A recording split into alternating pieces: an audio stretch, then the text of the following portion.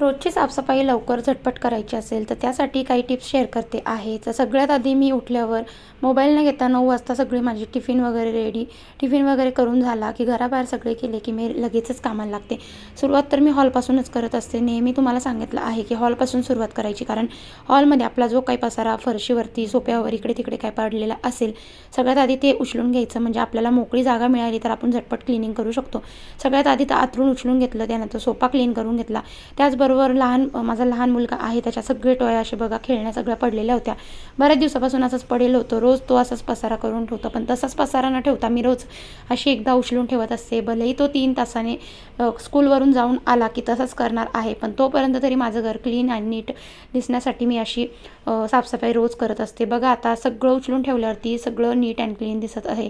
त्यानंतर बघा या साईडची सोफा चेअर आहे, त्यावरचे जे काही टॉवेल वगैरे आहे सगळं उचलून ठेवलं. जे काही कपडे धुवायचे ते बाथरूममध्ये ठेवले. त्यानंतर सोफा क्लीन केला, कवर टाकलं, अंथरूण वगैरे उचलून बेडरूममध्ये आले. जे काम आपण ज्या हॉलची क्लिनिंग किंवा ज्या रूमची क्लिनिंग करायला घेतली आपण तीच क्लीन करायची. सगळ्यात आधी अंथरूण वगैरे नीट ठेवलं, बेडशीट वगैरे झटकून घेतली. त्यानंतर जे काही टॉवेल होते ते बाहेर सुकत घातले. त्यानंतर झाडू मारायला घेतला. झाडू मारताना सुरुवात मी बेडरूमपासून करते. बेडरूम, हॉल, किचन, त्यानंतर बाहेरचा पॅसेज असं सगळं मी क्लीन करून घेते.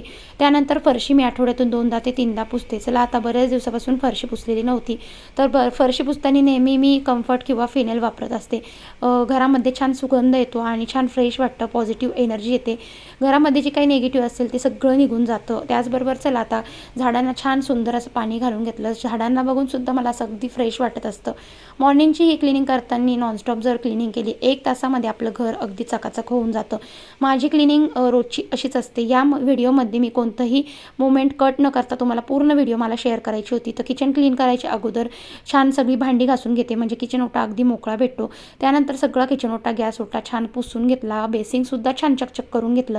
त्यानंतर उरलेली वरची झटक साफसफाई म्हणजे धूळ जी जिथे जिथे बसलेली असते, स्पीकर, TV, मनी प्लॅन्ट, त्यानंतर फ्रीज, त्यानंतर बऱ्याच साऱ्या काही गोष्टी असतात जिथे जिथे आपण रोज हात फिरवतो तिथे आपण रोज अशी फडकं मारून पुसून घ्यायचं. त्यानंतर जे काही कपडे धुवायचे होते ते बाथरूममध्ये टाकले.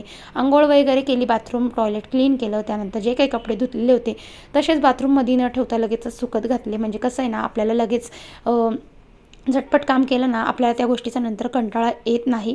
तर बऱ्याच गोष्टी आता माझ्या अशा रोजच्या ठरलेल्या असतात ज्या मी कंटाळा न करता करते. आता हे कपडे बघू शकतात सुकलेले आहे, तर हे असेच पडून राहतील म्हणून चला घड्या घालून घेतल्या. घड्या घालून लगेचच आपल्या आपल्या जागेवर ठेवल्या, तर ही एक गोष्ट आपली लगेचच क्लीन होते. आणि त्यानंतर बघा छान देवपूजा करून घेतली. प्रसन्न वाटायला लागलं, पॉझिटिव्ह वाटायला लागलं. अशा गोष्टी मी करत असते नेहमीच. व्हिडिओ आवडली असेल तर लाईक, शेअर, सबस्क्राईब नक्की करा. चला भेटते, बाय.